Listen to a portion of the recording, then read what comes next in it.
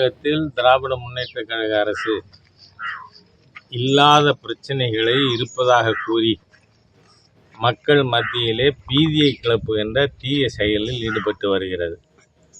இன்றைய தினம் தென் மாநிலங்களுடைய அரசின் பிரதிநிதிகள் இவங்களை வச்சு கூட்டம் போடுறேன்னு சொல்லியிருக்கிறது எதுக்காக? டீலிமிட்டேஷன்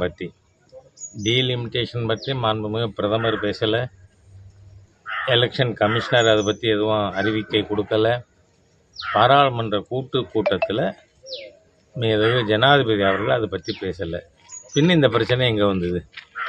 இவர்களுக்கு முதல்ல நேற்றைய தினம் மாண்புமிகு பிரதமர் அவர்கள், உள்துறை அமைச்சர் அவர்கள் பார்லிமெண்ட்டில் சொல்லியிருக்கிறபடி இவர்கள் செய்த ஊழலை மறைப்பதற்காக மொழி பிரச்சனை இப்பொழுது தொகுதி வரையறை செய்கின்ற பிரச்சனை என்று கிளப்பியிருக்கிறார்கள்.